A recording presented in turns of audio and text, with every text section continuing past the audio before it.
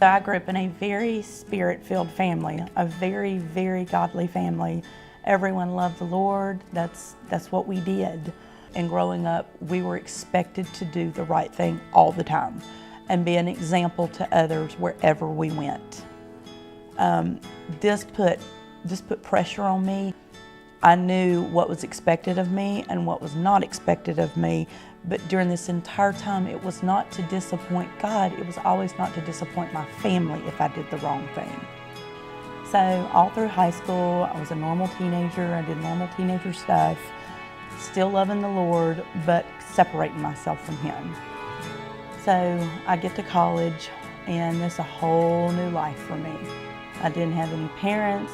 I felt like I didn't need God anymore. I was free. This caused me to make extremely poor decisions. I started drinking. I started doing drugs.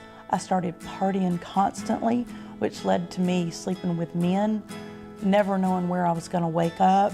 It was all about having fun and fulfilling some kind of fun and happiness. I constantly searched for things that made me feel good and made me happy. At the time, the drugs and the alcohol were making me happy, and if that wasn't, then I would go on to sleeping with men and having sex with men to get exactly what I wanted from them. I used everyone I could. I manipulated people to get what I wanted and when I wanted it. And this entire time, I felt God's presence in my life, but I wanted nothing to do with it, nothing at all. He could not save me because I had everything under control. By this point, I'm drinking uncontrollably. I'm doing drugs all the time. I'm now a full-fledged addict who cannot function without drugs. I cannot go a couple of hours without taking something or doing something. And still, God's hand was on me throughout this entire process. And the more I felt Him, the harder I pushed. To the point I would say, leave me alone. I want nothing to do with you, God. You are a joke. Quit.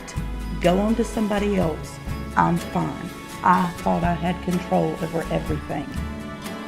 But this entire time that all this is going on, the drugs are not being fun anymore. The alcohol's not fun. The men are not fun. I am lonely. I am so sad. So then I would try to fill it with more drugs or more alcohol or someone new in my life. And this just led to a deeper and darker loneliness than I had ever felt in my entire life.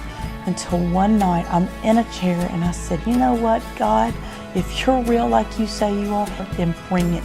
You do this for me. You take this addiction away from me because I don't think you can. And if you can't, then I'm telling you now to leave me alone and never let me hear your name again. I want nothing to do with you. But if you're real, you'll do this for me right now. So after going to sleep, I wake up, my eyes open, I'm not throwing up, I'm not sick, I feel refreshed. So then I started praying. I was like, okay, God, so you may be real. You may be real. Get me through this.